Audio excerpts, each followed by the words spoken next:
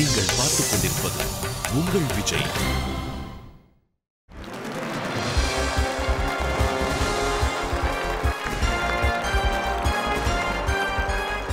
மாற்றம் ஒன்றே மாறாதது.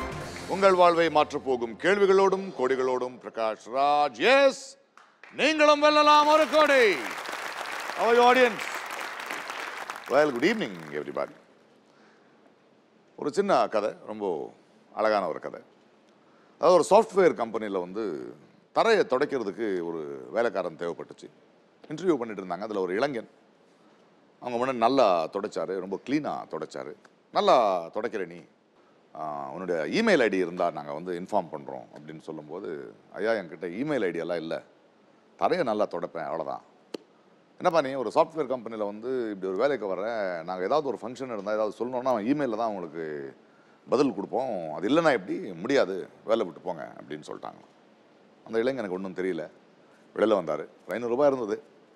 கஷ்டப்பட்டு கொஞ்சம் வெங்காயத்தை வாங்கி ஒரு வெங்காய வியாபாரத்தை ஸ்டார்ட் பண்ணி பல வருடங்களில் அந்த ஊர்லேயே ரொம்ப பெரிய வியாபாரியாக வளர்ந்தார் அவர். அப்போது ஒரு பிரபலமான ஒரு நியூஸ் பேப்பர், அவர் ஜேர்னலிஸ்ட், அவர்கிட்ட போய் ஒரு இன்டர்வியூ பண்ணி, எப்படி நீங்கள் இவ்வளோ அளவுக்கு வளர்ந்தீங்க, இப்படி ஒரு பிஸ்னஸ் மேக்னெட் ஆனீங்க அப்படிலாம் கேட்டதுக்கப்புறம், இந்த இன்டர்வியூ நான் உங்களுக்கு இமெயிலில் அனுப்புகிறேன், கொஞ்சம் இமெயில் ஐடி இருந்தால் கொடுங்களேன். இல்லைப்பா எனக்கு நான் படிக்கலை, நான் வியாபாரி ஆகிட்டேன், ஆனால் அந்த இமெயில் ஐடியெல்லாம் எனக்கு இல்லை. என்ன சார் இது இவ்வளோ பெரிய பிஸ்னஸ் மேனாக இருக்கீங்க, இமெயில் ஐடி இல்லையா அப்படின்னு கேட்டதுக்கு, அந்த இமெயில் ஐடி இருந்திருந்தா நான் ஏதாவது சாஃப்ட்வேர் கம்பெனியில் தரை துடைச்சிட்டு இருப்பேன் அப்படின்னு சொன்னாராம். அதாவது எல்லாருக்கும் எல்லாம் தெரிஞ்சிருக்கணுங்கிற அவசியம் இல்லை, எல்லாருக்கும் எல்லாம் தெரிஞ்சிருக்கிற வாய்ப்பும் இல்லை. தன்னம்பிக்கை ஒன்று தான். அப்படி ஒரு தன்னம்பிக்கையை நம்பி தனக்கு என்ன தெரிஞ்சிருக்கோ அதை நான் நம்புகிறேன், நான் அதில் முயற்சி பண்ணி ஜெயிக்கிறேன் அப்படின்னு நினச்சா வெற்றி டெஃபினட்டாக உங்களுக்கு கிடைக்கும். இப்படி ஒரு கதைக்கான ஒரு ரோல் மாடல், இப்படி ஒரு நம்பிக்கை நட்சத்திரம் இன்னைக்கு தமிழ்நாட்டு மக்கள் ஏற்றுக்கிட்டு கொண்டாடிட்டு இருக்கிற ஒரு நடிகர், wonderful boy. Let's welcome Vijay Sethupathi.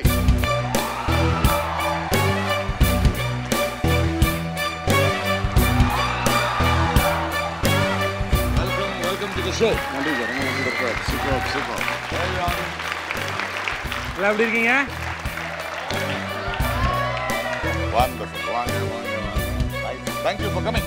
சந்தோஷம் சார், சந்தோஷம் சார். லீவ் படுத்தப்போ கூட பண்ணிருக்கேன். ஆமாம், அதுக்கப்புறம் இப்போ தான் நேரில் பார்க்குறேன், ரொம்ப சந்தோஷம். Very very happy to see you and ரொம்ப பெருமையாக இருக்குது. இன்றைக்கி நீங்கள் பிடிச்சிருக்கிற இடமும், இன்றைக்கி ஒரு இடத்துல நின்றுருக்கீங்க அண்ட் இந்த நிகழ்ச்சிக்கு வந்திருக்கீங்க. I would like to celebrate, listen a lot from you. ரொம்ப சந்தோஷம் சார், நன்றி. Come let's play. நீங்களும் வெல்லலாம் ஒரு கோடி.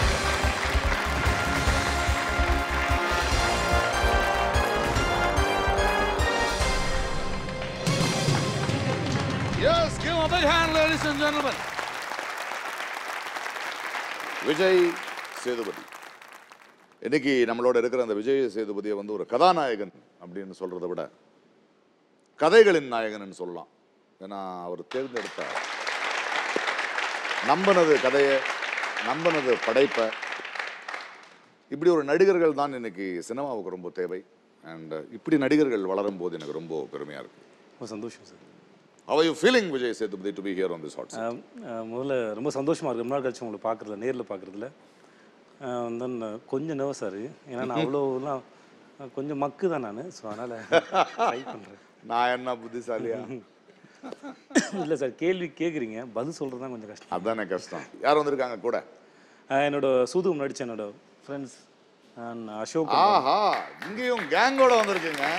சேஃப்டிக்கு. ஹாய் அசோக். ஹாய் ரமேஷ். ஆமாம், நயன்தாராக்கு செலவு வச்சவங்க. அவர் வரல, நல்லா நயன்தாரா வந்திருந்தா வந்திருப்பாங்க அவரு. கண்டிப்பாக வந்துருப்பேன். So thank you for coming. Thank you sir. Vijay Sethupathi, சொல்லுங்கள் சார், எதுக்காக விளையாட்டுருக்கீங்க இன்னைக்கு? எனக்கு நம்ம யூனியன் லைட்ஸ்மேன்ஸ்க்கு அவங்க யூனியன் கொடுக்கணும்னு ஆசைப்பட்டேன். Lightman union, super. Tamil cinema மட்டும் இல்லை, உலக சினிமாவில் நமக்கு லைட் போட்டு காட்டுறது அவங்க தான். இல்லை, அதெல்லாம் மீறி நான் ஃபஸ்ட் படத்துலேருந்து பார்த்துருக்கேன். ஸோ நான் ஃபஸ்ட் படத்துக்கு இந்த சம்பளம் வேறு, நான் இப்போ வாங்குகிற சம்பளம் வேறு. ஸோ அவங்க என்ன பண்ணாலும் அவங்களுக்கு ஒரே சம்பளம் தான், ஆனால் அவங்க ரொம்ப ஆர்வமாக பண்ணுவாங்க. எனக்கெல்லாம் தென்மேற்கு பருவக்காட்டு நடிக்கும்போது அங்கே ஜான் ஒரு லைட்மேன், அவர் அந்த அண்ணன் ஞாபகம் இருக்குது நல்லாவே. பஸ்ஸில் வெளியே தொங்கிக்கிட்டு தர்மாக்கோல் பிடிச்சிட்டு வந்தார். அப்புறம் திடீர்னு ஒரு மரத்தில் எங்கே லைட் கட்டினாலும் டப்பு டப்புன்னு ஏறி கட்டுவாங்க, எனக்கு பக்குன்னு இருக்கும். பட் ஸோ அவங்களுக்கு கொடுக்கணும் எனக்கு தோணுச்சு. So super, wonderful. நான் வேலை பார்க்குற ஒரு இடத்துல ஒரு நடிகனாக இருந்தும் தொழிலாளர்கள் அவங்களுடைய கஷ்டத்தை பார்க்குறாரு, அவங்களுக்கு ஏதோ பண்ணுறேன்னு நினைக்கிறீங்க. லைட்ஸ் மேன் யூனியன் விளையாட்டுருக்கீங்க and all the best. Super. இதோட ரூல்ஸ் உங்களுக்கு தெரியும்னு நினைக்கிறேன், பட் சொல்லிடுறேன். சொல்லிடுங்க. 1 கோடி வெல்ல 15 கேள்விகள் இருக்கு. முதல் கேள்விக்கு 1000 ரூபாய், படிப்படியா 15வது கேள்விக்கு 1 கோடி ரூபாய். 3 லைஃப் லைன் இருக்கு. உங்களோட ரசிகர்கள் இங்கே இருக்காங்க, ஆடியன்ஸ் போல் அவங்களுடைய ஹெல்ப்பை எடுத்துக்கலாம். 50-50. ஓகே. அதுக்கப்புறம் ஃபோன் அ ஃப்ரெண்ட். யா, நல்லதொரு ஆரம்பம். Come let's play. நீங்களும் வெல்லலாம் 1 கோடி. விஜய் சேதுபதிக்காக ஜீனியஸ். முதல் கேள்வி 1000 ரூபாய்க்கான கேள்வி உங்களுக்காக. இதோ 16 வயது நிலை திரைப்படத்தில் இடம்பெற்ற பாடலில் ஆட்டுக்குட்டி முட்டையிட்ட பிறகு வெளியில் வந்தது என்ன? அந்த ஆப்ஷன்ஸ் ஆர்: ஏ நாய்க்குட்டி, பி கண்ணுக்குட்டி, சி கோழிக்குட்டி, டி எலிக்குட்டி.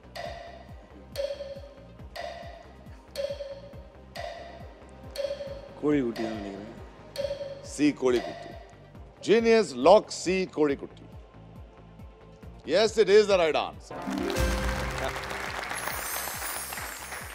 கமல்ஹாசன் ஒரு தீவிர ரசிகரா நீங்க? கமல் சார் பிடிக்கும், ரொம்ப பிடிக்கும். 16 வயது நிலை. பிரமாதமான படம் சார் அது. ஆக்சுவலாக ரொம்ப பிடிச்ச படம். ஏன்னா ஃபஸ்ட்டு அவுடோர் ஃபஸ்ட்டு போகணுன்னு சொல்லுவாங்க, பட் எனக்கு ஸ்கிரிப்டாகவே அது போகிற விதம் அந்த இன்னைக்கு பார்க்கும்போது நிறைய லெஜெண்ட்ஸ் உள்ளே இருந்திருக்காங்க அதில். நம்ம ஒரு படத்துக்கு போயிருந்தீங்கன்னு எனக்கு ஆமாம் சார். அதான் ஜீனியஸ் எனக்கு சொல்கிறாரு.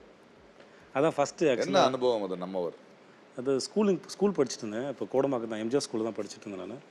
அப்போது வந்து இந்த மாதிரி நான் என்னோடய ஃப்ரெண்ட்ஸ்லாம் வந்து ஒருத்தர், அவர் பேர் மறந்துட்டேன், கான் ஒருத்தர் தான் கூப்பிட்டு போனார். 100 ரூபா சம்பளம். இந்த மாதிரி ஜூனியர் ஆர்டிஸ்ட்டாக போனோம். விஜய கார்டன் தான் ஷூட். அது ஃபஸ்ட் டைம் போகிறோம் ஷூட்டுக்கு. அண்ட் தென் போகும்போது அந்த கேட் ஒன்று இருக்கும், அந்த என்ட்ரி மட்டும் கேட்டேன். கமல் சார் என்ட்ரி, அப்புறம் வந்து கரண் சாரோட என்ட்ரிலாம் எடுத்தாங்க. நான் போனேன், என்னோடய ஃப்ரெண்ட்ஸ் இருந்தாங்க. நான் என்னை ரிஜெக்ட் பண்ணிட்டாங்க ஃபஸ்ட்டு. ஏன்னா பார்க்க பழம் மாதிரி இருக்கேன்னு சொல்லிட்டு ரிஜெக்ட் பண்ணிட்டாங்க. மெச்சூரிட்டியில் ஃபேஸ்லன்னு சொல்லிட்டு ரிஜெக்ட் பண்ணிட்டாங்க.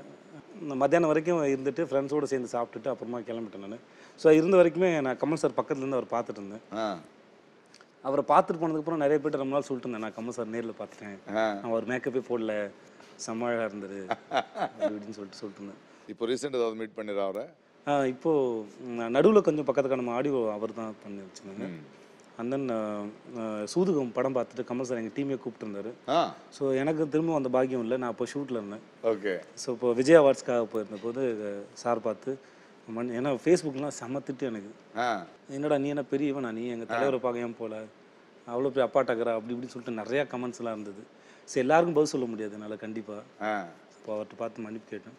ஸோ அது ரொம்ப சந்தோஷமாக இருந்தது. நான் அங்கே பார்த்துட்டு திரும்பி சார் இங்கே பார்க்கும்போது நல்லா பண்ணியிருந்தீங்க அப்படின்னு சொன்னாங்க. எனக்கு அது ரொம்ப சந்தோஷமாக இருக்குது. வண்டர்ஃபுல். இப்படி ஒரு பயணங்கள் ரொம்ப பியூட்டிஃபுல்லான ஒரு விஷயம். Wonderful. Thank you for sharing with us. 2வது கேள்வி உங்களுக்காக. இதோ இந்தியாவில் உள்ள கணக்காளர்களால் பெரும்பாலும் பயன்படுத்தப்படும் மென்பொருள் தொகுப்பு இவற்றில் எது? அந்த options are: A DOS, B Mac OS, C PowerPoint, D Tally. D Tally. Sure. நான் அது அக்கௌண்ட் தான் இருந்திருக்கேன். Genius lock D Tally. And yes, D Tally is the right answer. அக்கௌண்டண்டா இருந்தீங்களா? ஆமாம் சார். எப்போ? நான் டிகிரி முடிச்சு நான் படிக்கும்போதுலேருந்தே ஒர்க் பண்ணேன். நான் பார்ட் டைமாக ஒர்க் பண்ணிட்டு இருந்தேன். ஆடிட் ஆஃபீஸில் ஆடிட் அசிஸ்டண்ட்டாக போயிருக்கேன் நான். அப்போல்லாம் நடிக்கிற ஆர்வம் இல்லை? இல்லை சார், நான் கல்யாணத்துக்கு அப்புறம் தான் அந்த ட்ரையே பண்ணேன் நான். அப்போது வெறும் வீட்டில் சின்ன வயசில் அப்பாக்கு சொல்லிகிட்டே இருப்பாங்க, லைஃப்பில் ஏதாவது ஒரு எய்ம் வச்சுக்கோன்னு சொல்லுவார். நான் சொல்லுவேன், நான் எல்லாரும் மேடை ஏறிட்டா கைத்தட்டுறதுக்கு யாராவது வேணும்ல, நான் கைத்தட்டுற இடத்துல உட்காந்துக்கிறேன், எனக்கு அது போதும். அப்பாவுக்கு சொல்லுவீங்களா? ஆமாம் சொல்லுவேன். எனக்கு அப்போல்லாம் லைஃப்பில் எந்த எய்மும் இருந்ததே இல்லை. பிகாம் முடிச்சுட்டு என்ன பண்ண போகிறோம், பிகாம் முடிச்சுட்டு அக்கௌண்ட்டில் வேலை பார்ப்பேன், அதுக்கப்புறம் வேலை பார்ப்பேன், அப்புறம் கல்யாணம் பண்ணி அப்படியே ஒன்றை மாதிரி அப்படியே ஃபேமிலி லைஃப் தான் அப்படின்னு சொல்லிட்டு இருக்கேன். பட் இப்படி உள்ளே வந்ததுலாம் எதிர்பார்க்காம நடந்த விஷயம் அது. எங்கெங்கெல்லாம் அக்கௌண்ட் வேலை பார்த்தீங்க? இங்கே நான் ஃபஸ்ட்டு வந்து படிக்கும்போது எனக்கு கொஞ்சம் அக்கௌண்ட்ஸில் வீக்காக இருந்தேன். ஸோ அதை தெரிஞ்சுக்கணும், நம்ம கற்றுக்கணுக்காக. ஸோ ப்ராக்டிக்கலாக ஒர்க் பண்ணால் ஈஸியாக மண்டையில் ஏறிடும்னு நினச்சேன் நான். ஸோ ஆடிட் அசிஸ்டண்ட்டாக ஒர்க் பண்ணேன். ஒரு 4 கம்பெனிக்கு ஆடிட் அசிஸ்டண்ட்டாக போயிருக்கேன். அது முடித்த உடனே இங்கே ஒரு ஜிகேஸ்னு ஒரு கம்பெனி, சிமெண்ட் ஹோல்சேல் டீலர், அவங்ககிட்ட அக்கௌண்ட்டாக ஒரு 1 இயர் ஒர்க் பண்ணேன். அப்புறம் ஒரு இன்டர்வியூ அட்டன் பண்ணேன், துபாய் போனேன். துபாய் போனேன். அங்கே ஒரு 3 இயர்ஸ் ஒர்க் பண்ணேன். அங்கே ஒரு 2 கம்பெனியில் ஒர்க் பண்ணேன். வந்தேன், இங்கே கல்யாணம் பண்ணேன். கல்யாணம் பண்ணிட்டு போகிறதா இருந்தது. சரின்னு சொல்லிட்டு இங்கேயே இருக்கலாம்னு சொல்லும்போது என்ன பண்ணலான்னு தெரியல. அப்படி யோசிச்சு அப்படியே சினிமாவுக்கு வந்துட்டேன். பெரிய ஸ்க்ரீன் பிளே இருக்கு, அதில் நிறைய இன்டர்வல்ஸ் தேவைப்படுது. தொடர்ந்து பேசுறதுக்கு முன்னாடி let's go for break.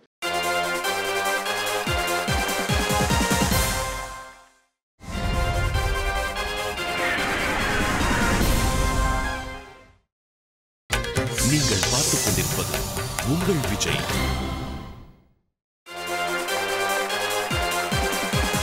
Welcome back to நீங்களும் வெல்லலாம் ஒரு கோடி. ரொம்ப பெருமையுடன் நான் இந்த இளைஞன் விஜய் சேதுபதியோட விளையாடிட்டு இருக்கேன். Nice to have you here Vijay. Me too sir. Ramesh and Ashok, yes sir. இந்த படத்திலே ஒரு சூப்பர் பாடல், ஒரு மெயின் லைனே வந்து என்னது, மாமா டவுசர் ட்ரவுசர் கழண்டுச்சு. கழண்டுடுச்சு. எப்படி இருந்தது அந்த ஷூட்டு? அவ்வளோ ஈஸியாக இருந்ததா? என்ன அந்த கதை? ஈஸியாக தான் இருந்தது. ஏன்னா வந்து ஷூட்டிங் ஸ்பாட் மாதிரியே இல்லை. முக்கால்வாசி சீன்ஸ் வந்து ரோட்டில் எடுக்க வேண்டியிருந்ததால நாங்கள் டீ கடைக்கு போயிடுவோம். டேரக்டர் மட்டும் தலையை சொல்லிட்டு உட்காந்துட்டு எங்கடா போனீங்க, வாங்கடா வாங்கடான்ற மாதிரி. அண்ட் அண்ணன் ஆஸ் யூஷுவல் அவர் பார்த்துப்பாரு. சில இடத்துல சொல்லிட்டே போய், இப்போ நான் தானே ஹீரோ, நான் கொஞ்சம் சுப்பீரியராக நடந்துக்கிறேன், ப்ளீஸ்டா அப்படின்னு. ஓகேண்ணா. அண்ட் ஆக்சுவலி டைரக்டரோட ட்ரவுசர் தான் கிழிஞ்சது போல இருக்கு. சொல்லணும்னா எக்ஸாக்டாக வருது தான். சமரகளை விட்டுருப்பீங்கப்பா அந்த படத்தில். Thank you sir. அசோக், நீங்க சார் நல்ல பிள்ளையா? டீ கடையில் போக மாட்டீங்களா? போ, அங்கே தான் சார் நின்றுருந்தேன். இவனே அங்கே இருப்பீங்க, உங்களை பார்க்க இவங்க வருவாங்க. ரெண்டுமே சார். எவ்வளோ டீ குடிப்பீங்க ஒரு நாளில்? டேக் அண்ட் ஷார்ட்டை பொறுத்து சார். அப்படியே ரோட்டில் எடுத்து ஆரம்பிச்சிட்டோம்னாக்கா 10 நிமிஷத்துக்கு ஒன்ஸ் போயிட்டே இருப்போம். அது ஒரு ஷார்ட் பிரேக் விடணும் சார். அப்போல்லாம் போகிறது அண்ட் ரிலாக்ஸேஷன் அங்கே தான் இருக்கும். அண்ட் மோஸ்ட்லி என்னை யாருக்கும் தெரியாது வேறு. அந்த கிரே ஆஸு கொஞ்சம் ரொம்ப குண்டா. ஓகே. பீட்சாவில் ஒரு வயசான பெரிய ஒருத்தர் பேய் ஓட்டுறது வருவார். முகப்பேரில் ஷூட்டிங் பண்ணுறது அவங்களுக்கு தெரியும். ஒரு ஹோட்டல் வாசலில் முதல் நாள் 2 நாள் ஷூட் வந்து 2ஆவது நாள் தான் யாரும் சொல்லியிருக்காங்க, அவன் தான் விஜய் சேதுபதி பீஸாவில் நடிச்சு அப்படின்னு சொன்னேன். அந்த பீஸாவில் பேய் ஓட்டுறவர் நினச்சிட்டோம் உங்களை நாங்கள். அந்த கதை ஷூட்டில் எப்படி இருந்தது? என்ன நம்பிக்கையோட பண்ணீங்க? அந்த இமேஜினரி கேர்ள் ஃப்ரெண்டு? இல்லை சார், நான் நலன் நானும் ஷார்ட் ஃபிலிம்ஸ் ஏற்கனவே ஒரு ஷார்ட் ஃபிலிம் பண்ணியிருக்கேன். விஜய் டிவிக்காக ஒரு ஷார்ட் ஃபிலிம், காதல் சுற்றுன்னு ஷார்ட் ஃபிலிம் பண்ணியிருக்கேன். ஸ்கிரிப்டில் வந்து டயலாக்ஸ் ரொம்ப சென்சிபிளாக இருக்கும். ஸோ கொடுத்தாரு என்கிட்ட. கொடுத்துட்டு இந்த மாதிரி விஜய் எனக்கு படிச்சுட்டு ஒப்பீனியன் சொல்லுங்கள் அப்படின்னு. ஸோ கார்த்திக், நலன், நான், மணிகண்டன்லாம் ஒரு அண்டர்ஸ்டாண்டிங் இருக்கும். அவங்ககிட்ட போது தான் அந்த ஸ்கிரிப்ட் சென்ஸ்லாம் ஓரளவு வளர ஆரம்பிச்சது. அதுதான். ஸோ படித்தேன். எனக்கு சில பாயிண்ட்ஸ்லாம் பட்டது, அதெல்லாம் சொல்லி முடிச்சுட்டு எனக்கு இந்த கதை படிக்கும்போது தாஸ்ன்னு சொல்லிட்டு எனக்கு படத்தில் அண்ணன் கேரக்டர் பண்ணியிருப்பார், அருள் தாஸ், கேமராமேன். ஆக்சுவலி அவருக்கு தான் ஃபேஸ் தான் ஞாபகம் வந்தது. அவர் மைண்டில் வச்சு தான் நான் படித்தேன்னு. ஆனால் எனக்கு ரொம்ப பிடிச்சிருக்கு, நானும் நடிக்கிறேன், எனக்கு முடிச்சா சான்ஸ் கொடுங்க அப்படின்னு. அப்போது முதல்ல நலன் வந்து யோசிச்சார், வேணாம் தலைவா, உங்களுக்கு எதுக்கு இப்போ 2 படம் ஹிட்டு கொடுத்துருக்கீங்க, திரும்பி ஏன் ஓல்டு கட்டப்லாம் அடிக்கிறீங்க, உங்களுக்கு செட் ஆகாது அப்படின்ட்டாப்புல. அப்புறம் எனக்கு ஒரிஜினலாக கிரே ஹேர்ஸ் அதிகம். அந்த படத்தில் இருந்தால் என்னோடய ஒரிஜினல் கிரே ஹேர்ஸ் தான். என் ஒய்ஃபோட செல்ஃபோனில் அதை ஃபோட்டோ எடுத்துகிட்டு அவருக்கு மெயில் பண்ணேன் நான். அப்புறமும் அவர் கன்வின்ஸ் ஆகலை. அப்புறமா வந்து அந்த கார்த்திக் சுப்பராஜ், அவர் அந்த பீஸா டேரக்டர், அவர்கிட்டையும் இந்த மணிகண்டன் சொல்லிட்டு காக்கா முட்டனை போகிற படம் ஷூட் போயிட்டுருக்கு, அந்த டேரக்டர் 2 பேர்கிட்டையும் சொன்னேன். இந்த மாதிரி நலன்ட்ட கேட்டேன், தரமாட்டேங்கிறாப்புல, என்னன்னு தெரில அப்படி இப்படின்னு சொல்லிட்டு இருந்தேன். அப்புறம் மணி தான் கூப்பிட்டு சொல்லியிருக்காப்புல, இன்னொருத்தரை கூப்பிட்டு இந்த கேரக்டர் புரிய வச்சு நீங்கள் பெர்ஃபார்மன்ஸ் வாங்குறத விட ஒருத்தர் அதை பண்ணுறதுக்கு ஆசைப்படுறாரு, அவர்கிட்ட கொடுங்க, அவர் இன்னும் கொஞ்சம் இன்ட்ரெஸ்டிங்காக பண்ணுவாப்புல உங்களுக்குன்னு. அப்புறம் வந்து கார்த்திக் வந்து ப்ரொடியூசர்கிட்ட சொல்லி நலன்ட்டையும் சொல்லியிருக்காரு. ஸோ மொத்தமாக சேர்ந்து வந்துருச்சு, எனக்கு வாய்ப்பு வந்துருச்சு. ஸோ அப்படி அந்த ஒரு கான்செப்ட் உங்களுக்கு, ஹீரோவாக இருக்கக்கூடாது, ஹீரோ சேதுபதினு தெரியக்கூடாது, தேர்ந்தெடுக்கிற படங்களும் அப்படி தான் இருக்குது. இல்லை எனக்கு தெரிஞ்ச வரைக்கும் ஒரு கதைக்கு உள்ள இப்போ நான் வந்து ஒரு ஓல்டு கெட்டப் நடிக்கணும், அதுக்கு ஒரு கதை எழுதுங்கன்னு சொன்னால் அது கண்டிப்பாக அந்த கதை கேவலமாக தான் இருக்கும். ஒரு கதைக்குள்ளே அவ்வளோ அழகாக இருக்காது, அந்த கேரக்டர் அவ்வளோ அழகாக இருக்குது. ஸோ அதில் போய் நம்ம உட்காந்துக்கலாம் வசதியாக. அது இன்னொரு விஷயம் வந்து ஒரு ஸ்கிரிப்ட் ரொம்ப ஸ்ட்ராங்காக இருக்குன்னா அது நடிக்க எங்கேயா தப்பு பண்ண கூட வெளியே தெரியாது. நம்ம எங்கேயாவது ஒரு இடத்துல மிஸ் பண்ணால் கூட அதோட கண்டென்ட் வந்து நகர்த்தி கொண்டு போய்கிட்டே இருக்கும். நான் இந்த படத்தோட ஆடியோ லான்ச்லேயே சொன்னேன், நான் இந்த படத்தில் நிறைய இடத்துல ஏமாத்திருக்கேன், ஆனால் கண்டிப்பாக யாராலையும் கண்டுபிடிக்க முடியாது, ஏன்னா நலனோட ஸ்கிரிப்ட் அவ்வளோ ஸ்ட்ராங்காக, டயலாக்ஸ் ரொம்ப ஸ்ட்ராங் அப்படின்னு சொன்னேன். ஸோ அந்த மேலே இருக்க நம்பிக்கை தான் எனக்கு அதை கொண்டு போய் அற்புதமான பக்குவம். அற்புதம். நன்றி சார். தேங்க்யூ. 3வது கேள்வி for 3000 rupees உங்களுக்காக. ஏதோ பின்வரும் திருக்குறள் விடுபட்டுள்ள சீரை நிரப்பு. எல்லா விளக்கும் விளக்கல்ல, சான்றோருக்கு டேஷ் விளக்கே விளக்கு. The options are A போற்றா, B செய்யா, C பொய்யா, D கொடா. எல்லா விளக்கும் விளக்கல்ல, சான்றோருக்கு பொய்யா விளக்கே விளக்கு. சி பொய்யா. பொய்யா. ஜீனியஸ் லாக் சி பொய்யா. Well, சி பொய்யா is the right answer. மனசுல இருக்கிற விஷயங்களை அப்படியே ஸ்ட்ரெயிட்டா சொல்லிக்கிட்டு இருக்கீங்க. ஸ்ட்ரகிள்ன்ற ஒரு பீரியட் இருக்குல்ல, அதை எப்படி ஹேண்டில் பண்ணீங்க? முதல்ல அது ஆக்சுவலாக அது ஸ்ட்ரகிள்னா ஒரே விதத்தில் மட்டும் ஸ்ட்ரகிள். அது ஆக்சுவலாக ஃபினான்ஷியலாக இருந்தது மட்டும்தான். நான் மேரிட் அண்ட் தென் கிட்ஸ் இருந்தாங்க, ஒய்ஃப் ஒர்க் பண்ணிட்டு இருந்தாங்க. ஸோ அதனால் அவள் கொஞ்சம் பார்த்துக்கிட்டா. பட் என் ஃபேமிலி நாங்கள் எல்லாம் ஜாயின்ட் ஃபேமிலி தான் இருந்தோம். ஸோ எங்கள் வீட்டில் அந்த இது உன் பணம் என் பணம் பிரிக்கிற பழக்கமே கிடையாது. அந்த மாதிரி எங்கள் வீட்டில் பழக்கமே கிடையாது. ஸோ அப்படி இருக்கும்போது அந்த ப்ரெஷர் மட்டும் தான். பட் எனக்கு இருந்தது என்னென்னா, நான் உள்ளே வரும்போது தெரியும் நான் ஜீரோவில் இருக்கேன், நல்லாவே தெரியும் எனக்கு. ஏன்னா ஒரு ஒரு ஒரு திரைப்படத்தை பார்த்து அதை பற்றின ஒப்பீனியன் கூட சொல்ல தெரியாதால். ஸோ அதனால் ஏற்பட்ட அவமானங்களோ அசிங்கங்களோ வந்து, ஆமாம் நான் முட்டாள் தான். ஸோ முட்டாளுக்கு இதுதான் கிடைக்கும் இங்கே, நல்லாவே தெரியும். ஸோ நான் இதை கற்றுக்கணும், இங்கே வந்தால் இதை கற்றுக்கணும். அதை கற்றுக்கிறதுக்கு யார் சரியானாலும், எங்கே போகணும், எப்படி கற்றுக்கிறது, எதெல்லாம் கற்றுக்கிறது அப்படின்னு அந்த வகையில் போக ஆரம்பித்தேன். சில படங்கள் பார்ப்பேன், படம் நல்லா தான் இருந்துச்சு, எனக்கு நடுவில் எங்கேயோ கொஞ்சம் போர் அடிக்காமல் இருந்தது, ஏன் தெரியல அப்படின்னு கேட்பேன். ஸோ அவங்க சில சீன்ஸ் வச்சு பேசுவாங்க. ஸோ அதெல்லாம் கொஞ்சம் கொஞ்சமாக புரியும். அப்போ நம்ம பார்க்க ஆரம்பித்து அப்புறம் படங்களை அனலைஸ் பண்ண ஆரம்பித்து, ஸோ அந்த வகையில் தான் அப்படி மெல்ல மெல்ல கற்றுக்கிட்டு, அப்புறம் சில நண்பர்கள் மூலமாக மணிகண்டன் அவர்கிட்ட போகும்போது ஆக்டிங் இல்லை, டீட்டெயில் பண்ணணும் ஆக்டர்ஸ். ஜஸ்ட் லைக் தட் நான் கொடுக்குற டயலாக் நீங்கள் ஒர்க் அவுட் பண்ணுறல, ஒரு கதை ஒரு காட்சி நடக்குது, ஒரு பேக் ஸ்டோரி என்னன்னு கேளுங்க. ஸோ நீங்கள் பண்ண வேண்டிய டீட்டெயில் பண்ணுங்கள். எப்பயுமே வந்து ஏமாற்றணும்னு நினைக்காதீங்க. அதுக்கு நீங்கள் உண்மையாக இல்லைன்னா டப்புன்னு கட் சொல்லிட்டு ஜஸ்ட் ரெடி ஆகிட்டு வாங்க, அதுக்கு உங்களுக்கான அத்தனை இதுவும். ஸோ முதல் இதெல்லாம் தெரியாது. ஸோ இதெல்லாம் கேட்டுக்கிட்டு அதை ப்ராக்டிஸ் பண்ணி, ஃப்ரெண்ட்ஸோட ஷார்ட் ஃபிலிம் பண்ணும்போது அதெல்லாம் எக்ஸ்பெரிமெண்ட் பண்ணி, அப்புறம் நடிக்கும்போது இம்ப்ரூவைஸ் பண்ணும்போது அதை பண்ணி அவங்க என்கரேஜ் பண்ணது. ஸோ இதன் மூலமாக தான் கொஞ்சம் கொஞ்சமாக அப்படி இப்படி டெவலப் பண்ணது. இது ஸ்ட்ரகிள்னு தோணல, கஷ்டம்னு இது ஸ்ட்ரகிள், லேர்னிங் பீரியட் எப்படி ஸ்ட்ரகிள் சொல்லிக்கிறேன். நான் 7 வருஷத்துக்கு முன்னாடி எனக்கு இந்த வாய்ப்பு வந்திருந்தால் கண்டிப்பாக நான் சொதப்பியிருப்பேன், எப்பயோ வீட்டுக்கு போய்ட்டுருப்பேன் திரும்பி. ஸோ இப்போ எனக்கு தெரியுது இங்கே யார், என்ன, எப்படி, இந்த தொழில் எப்படி, இதை எப்படி அப்ரோச் பண்ணணும், என்ன பண்ணணும். இப்போ எந்த முடிவாக இருந்தாலும் நான் சுயமாக எடுக்க முடியுது. நான் யாரையுமே கேட்க வேண்டிய அவசியம் இல்லை, யார்ட்டும் டிஸ்கஸ் பண்ணுறதில்ல. அது ரொம்ப ஸ்ட்ராங்காக இருக்கேன். இப்போ ஒரு தப்பே பண்ணாலும், ஆமாம் இந்த தப்பு நான் இதை செஞ்சதுனால இந்த தப்பு பண்ணியிருக்கேன். ஸோ அப்போனா நான் அதை சரி பண்ணிக்க முடியும். ஸோ அதை அக்செப்ட் பண்ணிக்கவும் ரெடியாக இருக்கேன்.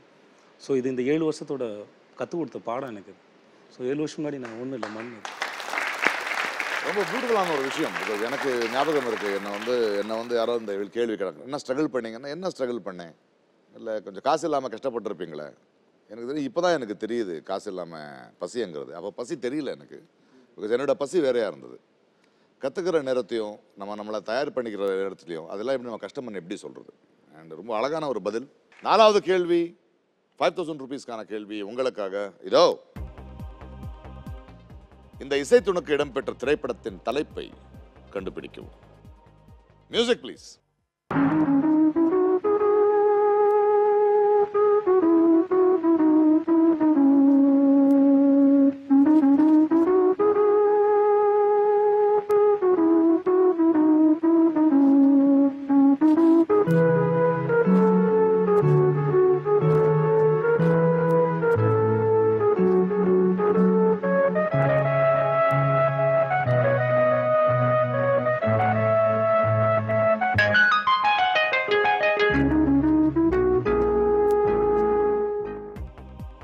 Options are A. Raja Paarvai, B. Punnagai மன்னன், C. Mullum Malarum, D. Mouna Ragam.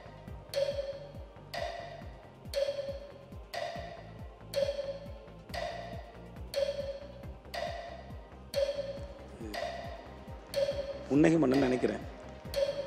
Correct. அவங்க 2 பேர் டான்ஸ் அந்த மட்டும் தான் ஞாபகத்துக்கு வருது. லாக் பண்ணிட்டுமா?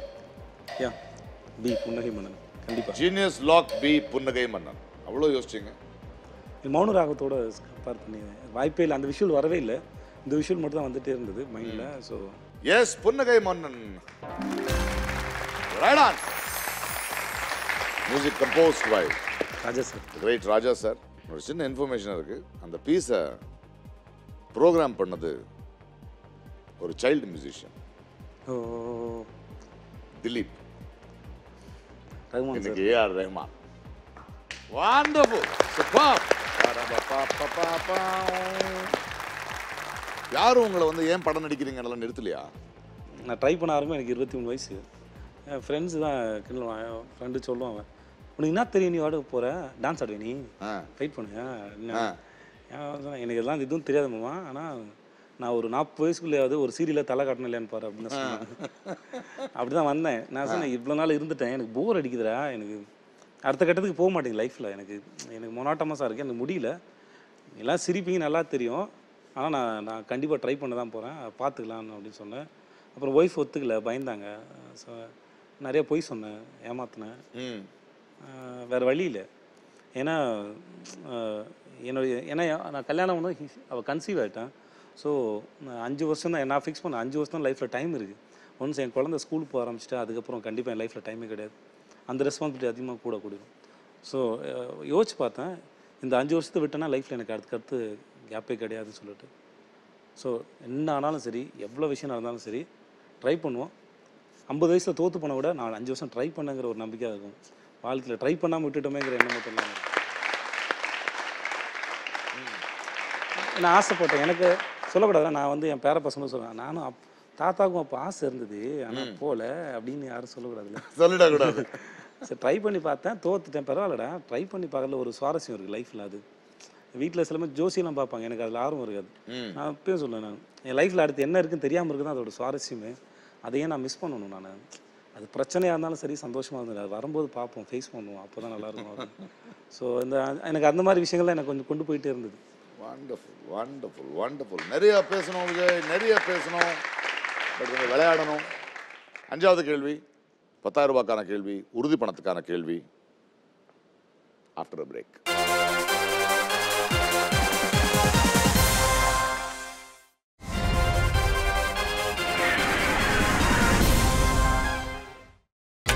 நீங்கள் பார்த்துக் கொண்டிருப்பது உங்கள் விஜய்.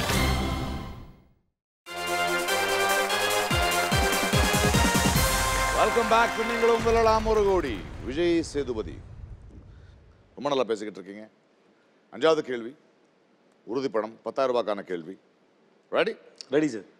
உங்களுக்காக இதோ. நடுவில் கொஞ்சம் பக்கத்தை காணும் திரைப்படத்தில் கதாநாயகன் எத்தனை முறை என்னாச்சு என்று கேட்கிறார். அந்த options R A 7, B 23, C 116, D இவற்றில் எதுவுமே இல்லை. என்னாச்சு? ஆடியன்ஸ் கிட்ட கேட்கலாமா? யோசிங்க, நீங்க நடிச்ச படம் தானே. நான் அதை என்னல எனக்கு என்னலன்னா எப்படி? அது நீங்க தானே நடிச்ச படம், டைம் ஓடிட்டு இருக்கு. சரி 50-50 போகும். நீங்க நடிச்ச படத்துக்கெல்லாம் அப்படி ஆப்ஷன்ஸ் கொடுக்க முடியாது. 116. அதே எப்படி 116? கரெக்டா சொல்வீங்களா? இல்ல லாக் பண்ணா ஸ்ட்ரெயிட்டாவே 1000 ரூபாய் கூட இல்ல. தெரியல எனக்கு. டைமர். சும்மா விளையாட்டுக்கு தான் கேட்டேன், இது இல்ல கேள்வி.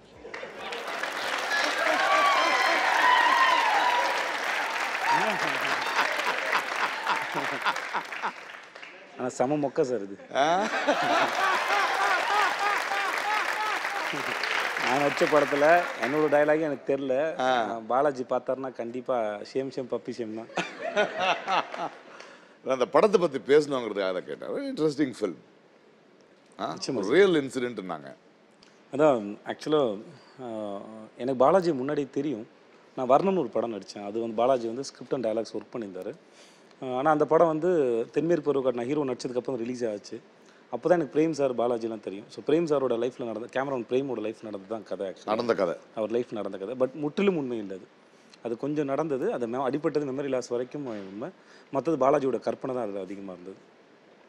பட் அந்த சிம்பிள் பிளாட் எடுத்து அதை இவ்வளோ இன்ட்ரெஸ்டிங்காக மாற்ற முடியும்னா அது பாலாஜியோட ரொம்ப பிரில்லியண்ட்டான ஸ்க்ரீன் பிளே. அது எனக்கு முன்னாடி வந்து நிறைய பேர் வந்து ஆடிஷன் பண்ணிட்டாங்க. ஸோ நான் வர்ணம் படம் நடிக்கும்போது அதில் ஒரு 35-36 இயர்ஸ் உள்ள ஆள் மாதிரி இருப்பேன். நான் ரொம்ப கொஞ்சம் ஹெஃப்டியாக இருப்பேன். நான் அந்த சூதுகமோட கொஞ்சம் ஹெஃப்டியாக இருந்த நினைக்கிறேன். ஸோ பாலாஜி பொறுத்த வரைக்கும் விஜய் சேதுபதி செட் ஆக மாட்டாப்புல அப்படின்னு ஃபிக்ஸ் பண்ணிட்டார். பட் பிரேம் சாரும் அப்புறம் வர்ணம் படத்தில் கோ டைரக்டர் ஆறுமுகம் சாரும் தான், இல்லை நீங்கள் விஜய் கூப்பிட்டு அவரோட ஆடிஷன் பாருங்கள். இப்போ நான் தென்மேற்கு போய்ட்டு முடிச்சுட்டேன். நான் படம் ரிலீஸ் ஆகலை, முடிச்சுட்டு வந்துட்டேன். அவரோட ஆடிஷன் பாருங்கன்னாரு.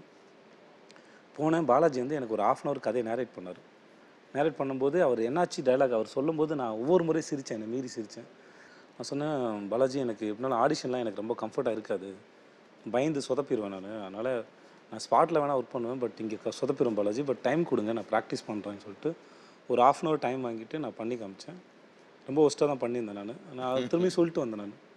பாலாஜி பட் நான் நல்லா பண்ணுவேன், பட் இந்த இடம் அந்த நர்வஸ்லாம் எனக்கு கொஞ்சம் இருக்கும், அதனால் கஷ்டம் பாலாஜி, மற்றது உங்கள் இஷ்டம், நான் மற்றபடி ஃபோர்ஸ்லாம் பண்ணலன்னு சொல்லிட்டு போயிட்டேன். அப்புறம் பார்த்தா ப்ரொடக்ஷன் எல்லோரும் பார்த்து வந்தவங்களே நான் தான் கொஞ்சம் பெட்டராக பண்ணியிருக்கேன் போல. ஸோ அதனால் வந்து நீங்கள் தான் கொஞ்சம் பெட்டராக பண்ணியிருக்கீங்க, அதனால் உங்களை வச்சே பண்ணலான்னு ப்ரொடியூசர் சொல்லிட்டாரு. ஸோ அப்படின்னு சொல்லிட்டு தான் அதுக்கப்புறம் தான் உள்ளே போனது. உள்ளே போய் அப்போ இந்த டைலாக் பண்ணும்போதே வந்து போர் அடிச்சிடும் ஒரு ஸ்டேஜில். என்னாச்சுன்னு பண்ணுவேன். பாலாஜியோட பொறுமை வந்து நிச்சயமாக மிக பெருசு. அவர் என்னன்னா, நான் ஒரு முறை பண்ணுவேன், பண்ணி முடிச்சுன்னா பாலாஜி விஜய் சூப்பராக இருக்குது விஜய், ஒரு சில கரெக்ஷன்ஸ் மட்டும் தான் சொல்லிட்டு மொத்தமாக தப்பாக சொல்லப்பில்ல. நான் பாலாஜி இது சொல்லிவிடுங்க, கேவலமாக பண்ணுறேன்னு சொல்லிடுங்க பாலாஜி, பிரச்சனை இல்லை, அது என்ன இல்லை விஜய் நிஜமாக நல்லா இருக்குது அப்படின்னு சொல்லிட்டு சொன்னாப்புல. அப்புறம் நான் பண்ணிகிட்டே இருந்தேன், சில நாள் போர் அடிச்சிடும், ரிஹர்சல் போவேன், இல்லை பாலாஜி நீங்கள் மூடு இல்லை, போர் அடிக்குது, எனக்கு வேறு ஏதாவது டைலாக் கொடுங்க, என்னால் இதுக்கு மேலே அது பேச முடியாது அப்படின்னு சொல்லுது. அப்புறம் வேறு சீன்ஸ்லாம் பார்த்துருக்கோம். ஒரு நாள் திடீர்னு தோணுச்சு, பாலாஜி நீங்கள் நடிங்க நானும் நடிக்கிறேன், ரெண்டுத்தையும் எடிட் பண்ணி எனக்கு சிவியில் கொடுங்க, நான் வீட்டில் போய் பார்க்குறேன், நான் என்ன நான் ரெண்டுத்தையும் பார்க்கும்போது எனக்கு ஏதாவது பண்ண முடியுமான்னு பார்க்குறேன்னு அதை எடுத்துகிட்டு போயும் ஒரு இம்ப்ரூவ்மெண்ட்டும் இல்லை. மைண்டில் இது என்னமோ மிஸ் ஆகுதுன்னு மட்டும் தெரியும். ஏன்னா பாலாஜியோட கண்ணில் அந்த மெமரி லாஸ் தெரிஞ்சுது அவர் பண்ணும்போது, என் கண்ணில் ஃபேக்காக இருக்குன்னு நல்லா தெரிஞ்சுது. ஏன்னா கண்ணில் மட்டும் தான் காட்ட முடியும் அது. அப்போது ஒரு நாள் நான் வந்து எப்பவுமே இந்த கொஞ்சம் ப்ராப்பராக வாழ்கிற ஆள் இல்லை, போய் பைக் சாவி தூக்கி எங்கேயா போடுறது, காலைல டெய்லி தேடுறது, இது வழக்கமாகவே இருக்கும் என்கிட்ட. ஸோ ஒரு நாள் தேடும்போது தான் யோசித்தேன், பைக் சாவி எங்கே வச்சுருப்போம், செல்ஃப்லையா, ஃப்ரிட்ஜ் மேலேயா, இல்லை டிவிலையா அப்படின்னு யோசிக்கும்போது மைண்டில் ஒரு விஷுவல் வந்தது.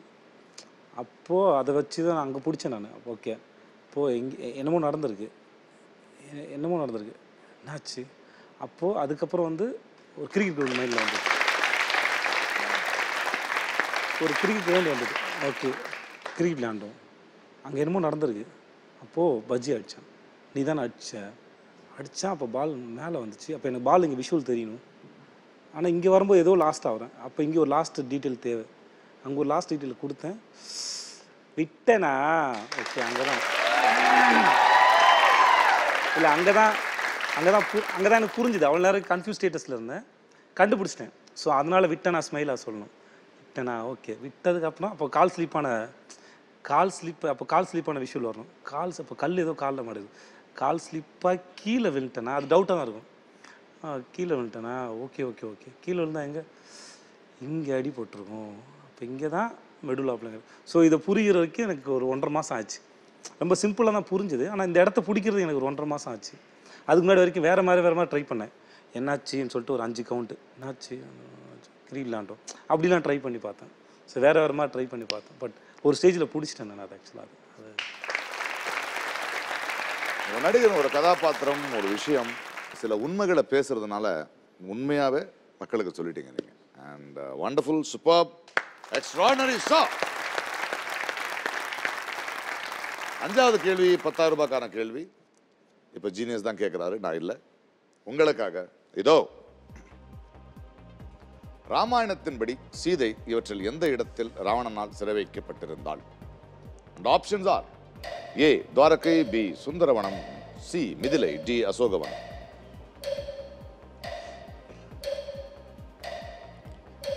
Ashokavanam. Sure. Genius lock the Asogavanam. It is the right answer. 10,000 rupees.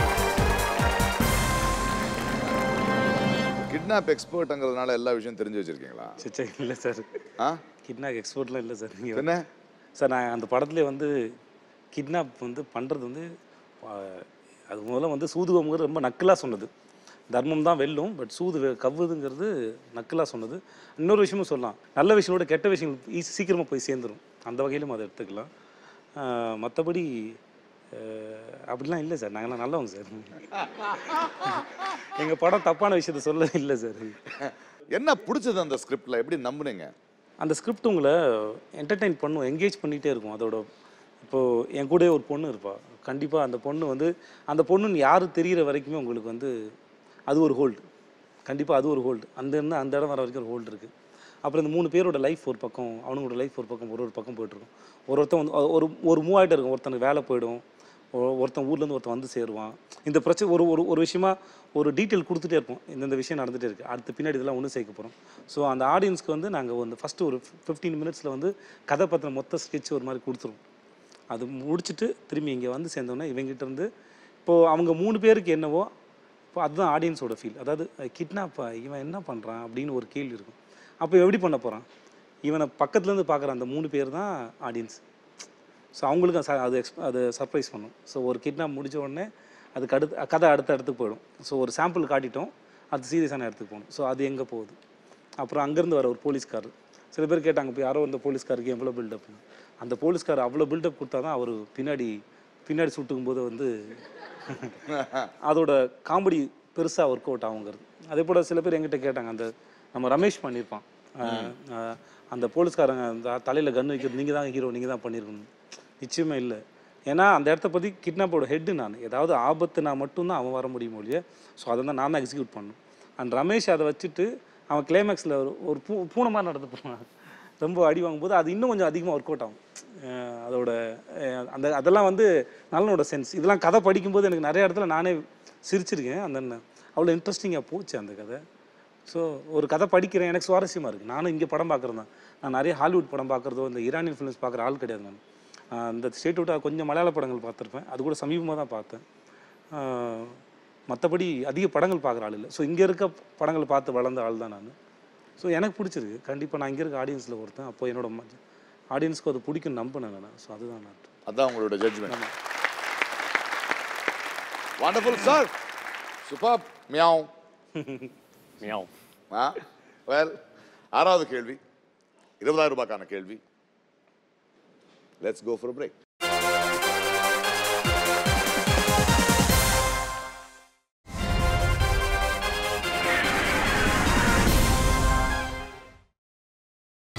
நீங்கள் பார்த்துக் கொண்டிருப்பது உங்கள் விஜய்.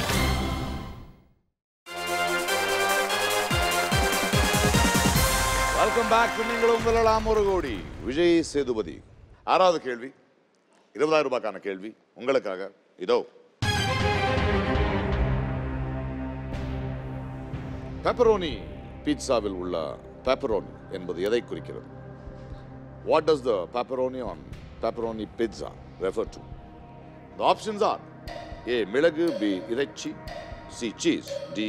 குடை மிளகாய். Pepper, meat, cheese, capsicum.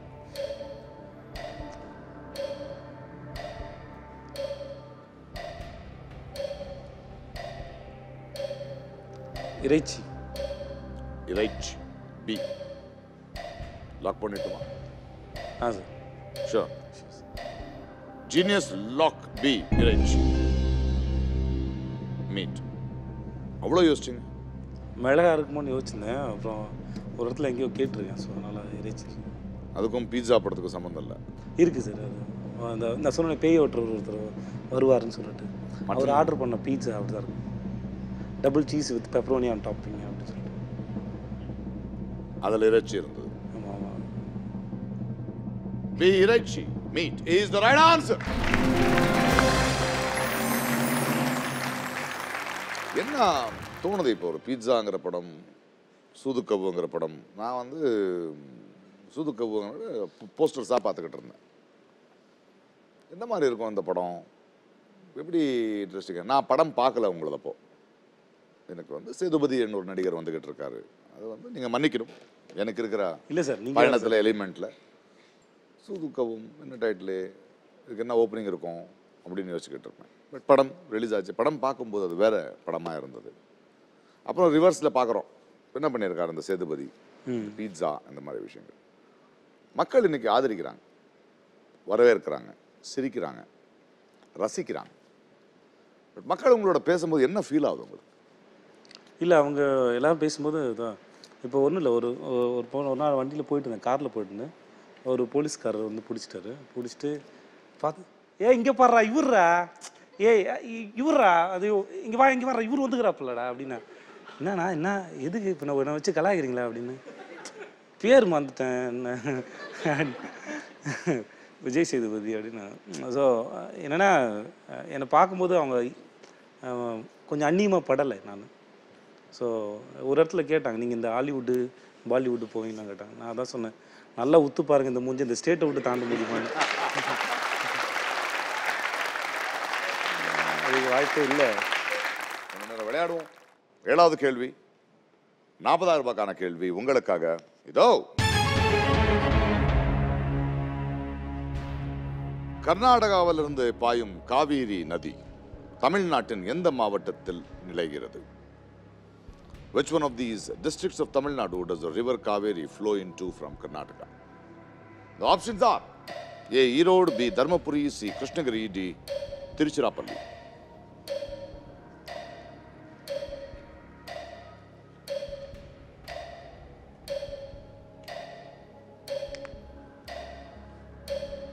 Dharmapuri. ஃபிக்ஸா? ஃபிக்ஸ். கேள்வி கேட்கக்கூடாது, ஃபிக்ஸ் பண்ணணும். Fixer. B. Dharmapuri, please fix genius. ரமேஷுக்கு தெரியுமா சார்? கேள்வி. கர்நாடகாவிலிருந்து பாயும் காவேரி நதி தமிழ்நாட்டின் எந்த மாவட்டத்தில் நிலைகிறது? தர்மபுரி தானே சொன்னீங்க? காவேரி தண்ணி பத்தி கேள்வி இது. அந்த தண்ணி இல்லப்பா, தர்மபுரி தான் சார். இது இந்த கேள்வியாவே கேட்டா எப்படியா என்ன? தர்மபுரி சார். தர்மபுரி தர்மபுரி அப்படின்னு என்னையே கேட்டா தர்மபுரி தானா? தர்மபுரி தான் சார். உங்க அண்ணன் கரெக்டா கொடுத்துருக்காரு ஆன்சரு? கொடுத்திருப்பாருன்னு நினைக்கிறேன். ஏய் தர்மபுரி சார். அவ்வளோதான்.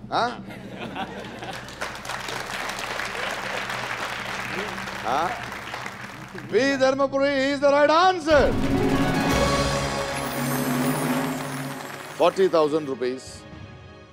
நல்ல காரணத்துக்காக விளையாட்டு இருக்கீங்க. தியேட்டர் பண்ணீங்கன்னு கேள்விப்பட்டேன். தியேட்டர் பண்ணல ஆக்சுவலாக. அதான் கூத்துப்பற்றை வந்து நான் நடிக்க ட்ரை பண்ணணும் ஆசை வந்துச்சு. அப்போ என்ன பண்ணலான்னு போகும்போது எனக்கு ரொம்ப கூச்ச சுபாவம் அதிகம். நான் அதிகமாக மூவ் பண்ணுற ஆள் இல்லை. ஃப்ரெண்ட்ஸ் ஃபேமிலியோடு மட்டுமே இருக்கும் என்னோடய கனெக்ஷன்ஸ். புதுசாக யார்கிட்டையும் பழக மாட்டேன். அப்போது முதல்ல இதை பிரேக் பண்ணோம். அதுக்கு என்ன பண்ணலான்னு யோசித்தேன். ஸோ மார்க்கெட்டிங் போனால் நிறையா பேர் இன்ட்ராக்ஷன் பண்ண வேண்டியிருக்கும். ஸோ அதை வச்சு மார்க்கெட்டிங் போயிட்டு இருந்தேன் ஒரு கம்பெனிக்கு, ஒரு ரெடிமேட் கிச்சன்ஸ் கம்பெனிக்கு. அது ஒரு 1.5 மாதத்துலேயே கண்டுபிடிச்சிட்டேன் கூத்துப்பற்றை எங்கே இருக்குன்னு சொல்லிட்டு. ஸோ அதோடு அந்த வேலையை அப்படியே விட்டுட்டு கூத்துப்பற்றைக்கு போனால் அவங்க திரும்பி எங்களுக்கு அக்கௌண்டன்ட் தான் வேணும்ட்டாங்க. சம்பளம் ரொம்ப கம்மி தான், ஏன்னா அங்கே அவ்வளோதான் முடியும். ஆக்சுவலாக யோசித்தேன், பார்த்துக்கலாம் அப்படின்னு சொல்லிட்டு அங்கேயே போய் சேர்ந்துட்டேன். அவங்களாம் பார்க்கும்போது எனக்கு ரொம்ப புதுசாக இருந்தது. ஏன்னா நான் நிற்கிறேன், என்னடா ஒரு மனுஷன் நிற்கிறான், கூச்ச கூட படாமல் தனியாக நடிச்சிட்டு இருக்காங்களே. ப்ரெகசல் பார்த்துருந்தாங்க பாஞ்சல் சபதூர். நான் இன்டர்வியூ போகும்போது அது நடந்துட்டு இருந்தது. ஸோ அங்கே போகும்போது தான் எனக்கு பெரிய விஷயம் 2 விஷயம் பிரேக் ஆச்சு. என்னென்னா நடிப்புங்கிறது பிறவித்திறமை அப்படின்னு நினச்சிட்டு இருந்தேன் நான். அது வந்து கூட இருக்கணும் அப்படின்னு நினச்சிட்டு இருந்தேன். அப்போ முத்துசாமி சாரோட பேச்சு வந்து இங்கே வந்து ஒழுங்காக ப்ராக்டிஸ் பண்ணால் யார் வேணால் நடிக்கணும் அவ்வளோ. ஸோ ரெகுலர் ப்ராக்டிஸ் முக்கியம் அப்படிங்கிறது ரொம்ப இதுவாக இருந்தது. அண்ட் தென் நான் வந்து யாரையா ஒருத்தர் இமிட்டேட் பண்ண தெரிஞ்சிருக்கணும் போல இருக்குது. சில பேர் அந்த படத்தில் பார்ப்போம், ஒரு சீனை பார்த்து அப்படியே இமிட்டேட் பண்ண ட்ரை பண்ணி பார்ப்பாங்க. நான் அந்த மாதிரி ட்ரை பண்ணி தோற்றுருக்கேன். எனக்கு எந்த சீன் கூட ஞாபகம் இல்லை, பட் நானே தோற்றுருக்கேன். ஆனால் நான் ஒரு விஷயம் பண்ணுவேன், நான் எப்போயாவது சிரித்தேன் சந்தோஷமாக இருந்தேன்னா நான் எப்படி சிரிக்கிறேன் இல்லை எப்படி அழுகுறேன்னு கண்ணாடி முன்னாடி போய் பார்ப்பேன். நான் என்ன பண்ணுறேன்னு பார்ப்பேன். அது என்னோட அடிக்க வரதுக்கு முன்னாடி இருந்தது. அப்போ அவங்க சொல்லும்போது சொன்னேன், நான் இந்த மாதிரி எனக்கு இது கூட வராதுங்க அப்படின்னு சொன்னேன். அதாங்க ப்ளஸ்ஸு, உங்களுக்கு யாரை மாதிரியும் பண்ண வரலன்னா இப்போ நீங்களாவே இருக்கிறீங்க, அது ஃப்ரெஷ். அது அப்படி தான் முக்கியம். நம்ம இன்னொருத்தரை பார்த்து இங்கே காப்பி அடிக்க வேண்டிய அவசியம் இல்லவே இல்லைனா. ஸோ இந்த 2 விஷயம் எனக்கு பெரிய கான்ஃபிடென்ட்டை கொடுத்தது. சுனாமி வந்தப்போ ஒரு வீதி நாடகங்கள் போட வேண்டிய நிலைமை வந்தது. அப்போது மற்ற நடிகர்கள் எல்லாம் வந்து இன்னொரு பிளேயில் இருந்தாங்க. ஒரு 6 கேரக்டர் இன் சர்ச் ஆஃப் நாத்தர் அப்படின்னு சொல்லிட்டு ஒரு பிளே. 6 character play. அந்த பிளேயில் இருந்தாங்க. Mind blowing. ஸோ அப்போது என்ன மாதிரி சில பேர் புதுசாக வந்தவங்க இருந்தாங்க. ஸோ முத்துசாமி சார் வந்து அவனுக்கு கொஞ்சம் ஆர்வமாக இருக்கான், அவனையும் கூப்பிட்டு போங்க அப்படின்னு சொன்னார். ஸோ அவங்களோட கூப்பிட்டு போகிறவங்க அந்த ட்ராவல் பார்த்துக்கிறதும் அதில் ஒரு கேரக்டர் நடித்தேன். நடித்து முடிச்சுட்டு ஒரு ஸ்பீச்சும் கொடுப்பேன். சுனாமி பற்றி அந்த அவங்களோட சேஃப்டி பற்றி சில ஸ்பீச்சும் கொடுத்துட்டு இருந்தோம். அது என்னோடய கூச்சத்தை பெருசாக உடைச்சது. ஸோ அதுக்கப்புறமா அந்த பிளே ஒரு 50 மீனவ குப்பங்களில் போட்டோம் நாங்கள். ஸோ மீனவ கிராமங்களில் போட்டோம். அதுதான் வந்து ஒரு எனக்குள்ளே அந்த கூச்சத்தை பெருசாக உடைச்சிது. தென் அதுக்கப்புறமா வந்து புதுப்பேட்டை தனுஷ் அவர்களுடைய படத்தில் அவருடைய ஃப்ரெண்டாக நடித்தேன்.